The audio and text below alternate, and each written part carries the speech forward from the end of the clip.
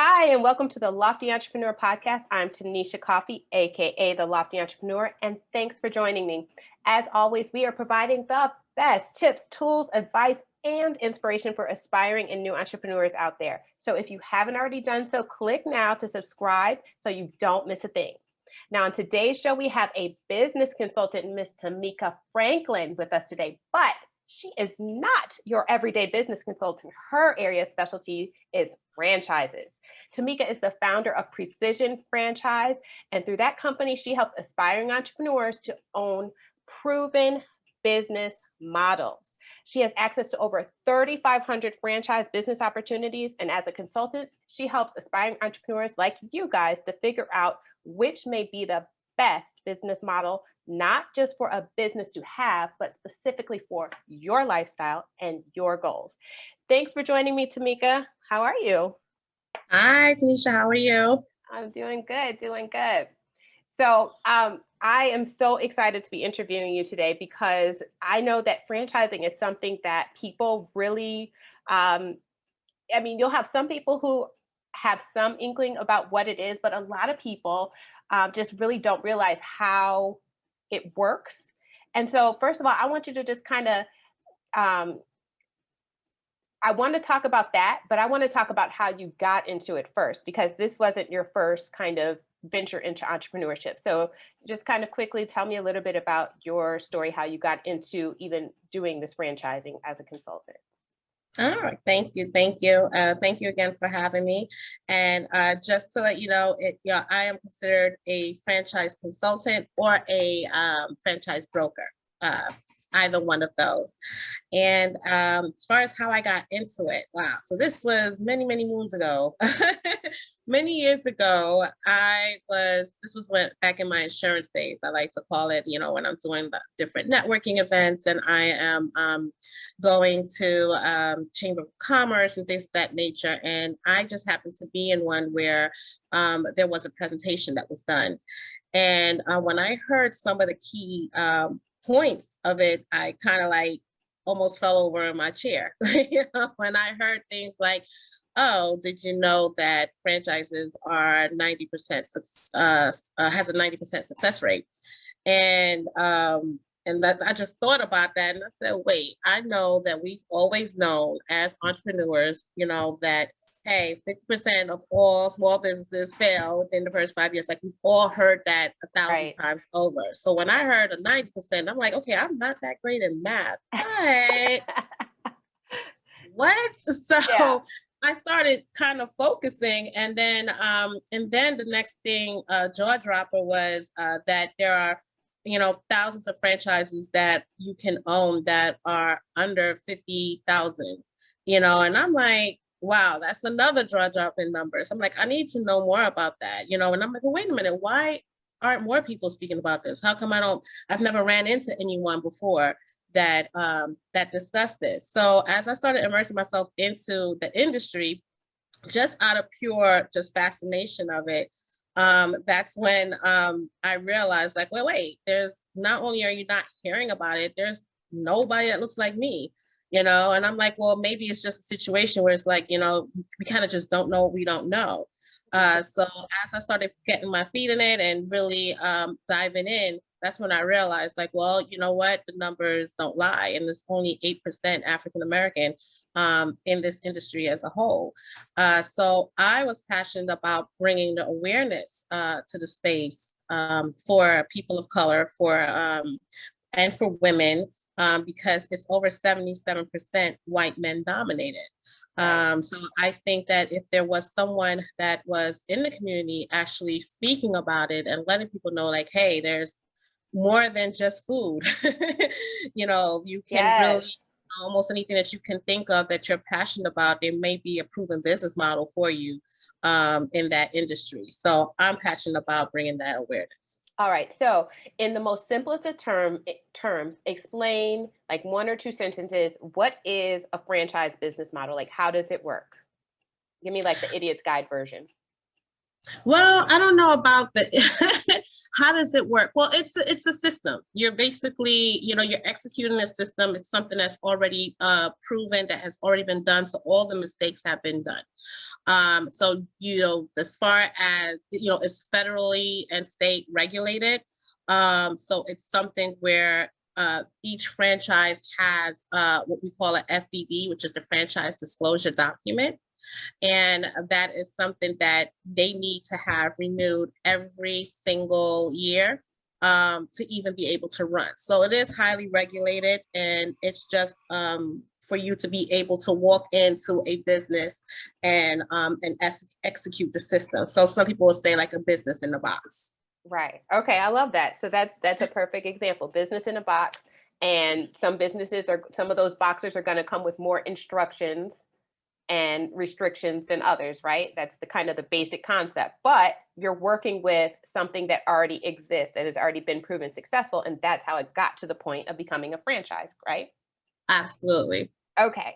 So I want to talk about some of those 3,500, franchising opportunities. Like you said, a lot of people, they see McDonald's, they know there's many locations and they think of those as franchises.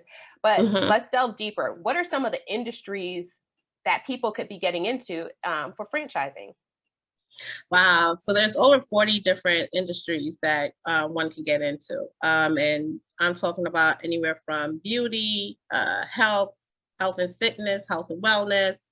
I've seen medical billing. Um, let's see, restoration. Hmm. Of course your foods, but they have different types of food as well. Like, there's, smaller foods like smoothie bars. There's flooring concepts. It's I mean, it's over 40 industries, so it's like What are sometimes some of the more like uncommon niches that people are like, really? That you could do that? I think maybe real estate. I have a great vending model that's really a business opportunity. And I could always explain what the difference of that is, but it's still a proven business model. That has been something that's very hot, as well as to have a vending machine business. Hmm. So I would say those are probably the ones that surprise. And like the medical billing, I think that that's something a lot of people are a little surprised at, knowing that you can have a franchise or a proven business model for that. Right. And I know that I came across one. Oh, my kiddos are going for it. I came across one a few months ago, actually, when I was, finishing the process of getting my insurance license, and I Mhm. had to go get fingerprinted. And the service that was providing the fingerprinting was a business. And I was just asking a couple questions. There was another business. It was literally a business and a business for that particular, situation. And essentially, the franchise. I'm doing like air quotes, but the business just required primarily, as far as equipment, like the fingerprinting machine. I mean, of course, there's other behind the scenes logistics, but when you're talking about a buy in for a franchise and things that you can do, it doesn't always have to be huge storefront, huge, expenditures, cost and thing, raw materials that you have to buy and purchase and have in stock. Like there really are opportunities for other things like like you said, or like I read about, that fit your lifestyle, your budget, your goals, all of that. So I want to talk a little bit more because I know you mentioned that there are some, different price ranges for the buy-ins. And so Mhm. tell me about kind of like on the low end, tell me a low end and tell me a kind of high end to give people a range of like the buy-ins that they would could possibly get into. So I would say the higher ends is going to be any, the majority of the models that where you're going to need a brick and mortar location, because of the fact of the cost it's going to take to run that, the equipment that you may need, especially if it is a restaurant, then you're going to have to think about all the different overheads that's going to be associated with that. So those type of models are going to be typically, you're on your higher end. The lower end models is going to be the ones where you don't need a brick and mortar at all. Like, like if it's something that's, let's say in travel, or there's a lot that's in the education space as well, where there's a tutoring concept or STEM concept where you don't need to have a physical location. And what you're doing is really managing maybe the other tutors or the contractors that's within that model. So that's less overhead, and you may, and that's where you're going to see the ones that's going to be under the 50,000 of the franchise fee. Okay, so now within those, I want you to clarify for people, because some people may consider franchises, they may incorrectly align them with some of like the MLM type of concepts, where Okay. people are, because, like for some, I'm not going to name companies, but for some companies, some of the health and beauty companies out there, right? Uh-huh. Legal companies, things of that nature, you are an independent contractor. It is your own business that you're running through that. But Mm-hmm. that's similar in the sense of having a franchise, but they are different. So for Yeah. someone who would try to throw those things in the same boat, which they shouldn't, how would you explain to them, like, no, this is different because Yeah.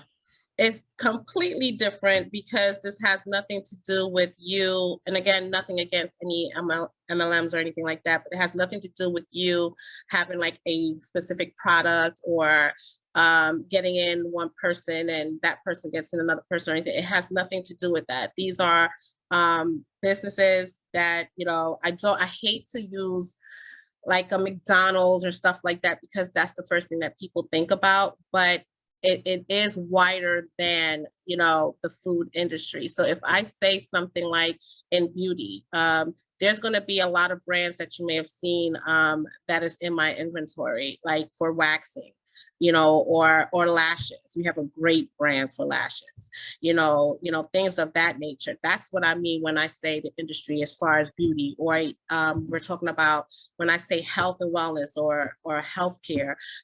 I could literally be talking about that's, it could be a gym, it could be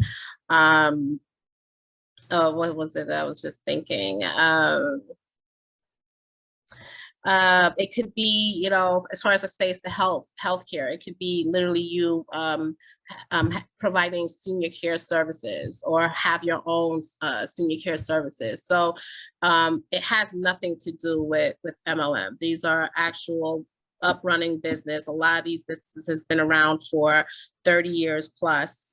If it's education, again, using that tutoring concept, you have an entire company, the brand itself, that's providing you all the support and tools that you need, and the branding, which is important for your business to be successful. So they're definitely completely two different things. It's a much larger scale, and it is heavily regulated by the federal and state.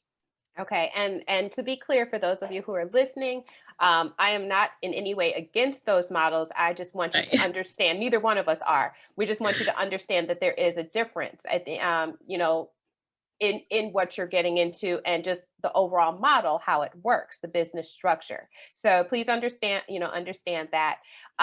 So I also know, because I do my research, that you've partnered with some companies that actually help people to kind of find that funding, because that's always a big issue, whether you're doing a franchise, whether you're doing something solo on your own, is getting that Mhm. startup capital, especially for a business that requires more than just, perhaps a computer and a cell phone. So tell me about that aspect of what you do and what you're able to Mhm. offer and connect people with. So I work with different partners as far as to help you along with every step of the stage. So when we get to that stage of when you're looking at funding your business, now I do want to caution you need to have skin in the game. You do have to have working capital, but there are different funding options out there. So I have a few companies that I would pair you with. You're definitely welcome to go out on your own and do it, but this is just a part of the process that I have, so that it just makes it that much easier for you. And it's a free consultation where you can sit with them and you can go over what options you have as far as funding is concerned. I also do the same thing when it comes to an attorney. If you want to get to that point in the process, I always say, you know what, you can have a free consultation with a franchise attorney, and I have those as well that I paired you with. Okay, so that's perfect because that was going to be my next question. I want to know because there is a lot of unknowns when it comes to this. And so people coming to you, they're obviously looking for that guidance. And I know that's the expertise that you bring to it. So someone comes to you, they're like, Tamika, I want to do this franchise thing I've been hearing about.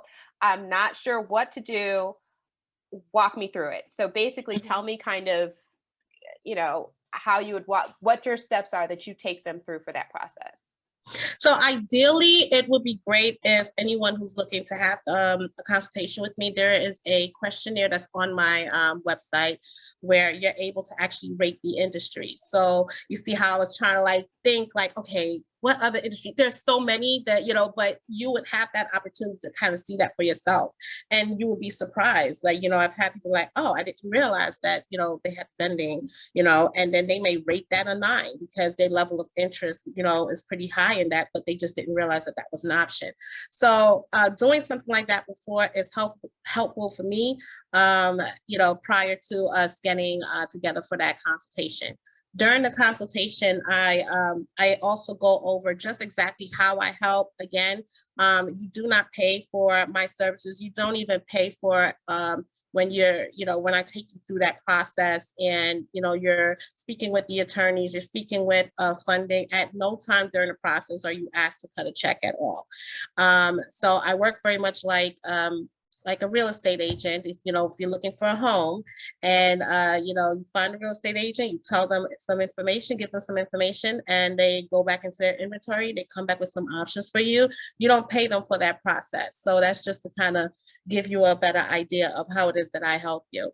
So during the first consultation, I will go over that information. I would go over some information on the franchise industry and just ask you, really, it's more about you. I want to know about your lifestyle. What are your goals? I'll ask you things like, what type of activities do you enjoy, or do you enjoy attending networking events to promote your business, things of that nature. So just to get a feel of what it is that you like, the type of employees that you like to work with. A lot of, asking questions like that also gives me an idea of what type of brands or the culture of that brand is going to make sense for you.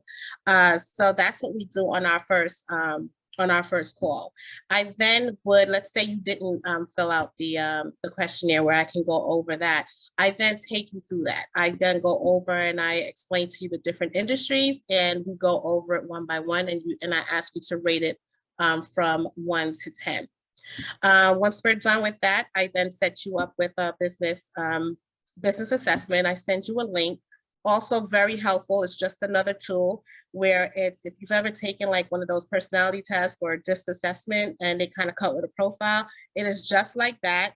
But it is geared towards business. So then it will come back with a profile that will help me further understand, okay, yeah, she definitely needs something in this area, or we definitely need to find a semi-passive or a passive ownership, which is, by the way, meaning that you're not full-time into the business. So which means you need something very flexible, or no, she needs something that's going to be more socially driven, so those are the things that helps aid me in the selection process.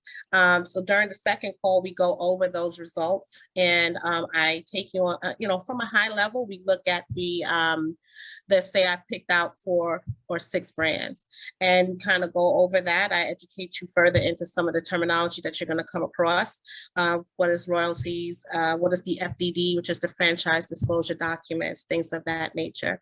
And we kind of, on a high level, go over, we look at each of those. At the end of the call, the goal is just to find out which ones really resonated with you, and then we'll go ahead and move down the line in the process, where I would then set up the direct conversation with the brands, and I will be on those calls with you to support you as well.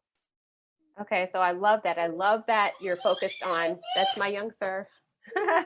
I love that, you're focused on the person. It's not, you're not pushing a specific, a specific entity, a specific company. It's literally about what fits that person and their lifestyle goals. So those of Absolutely. you, I'm sorry. So those of you who are listening to this or watching this, please think about that. Like if you're still undecided about the type of business you want to do, but you want to be an entrepreneur, consider franchising. It sounds like a hugely viable option, and you don't have to reinvent the wheel because you're working from a business model that already exists. So what I am asking you guys to do is listen up, perk up your ears, because Tamika is about to tell you exactly how you can connect with her so you can ask your questions. Like she said, it's not going to cost you a thing to talk with her. Tamika, how No. can they reach you? So I'm definitely on all social medias as Precision Franchise. I'm on Instagram, Precision Franchise. My business website is precisionfranchise.com. And on that website, you're going to find, I have a free e-course that you can take. So even if it's like, well, I don't know if I want a consultation, but I just want to learn a little bit more, you can take the e-course if you like.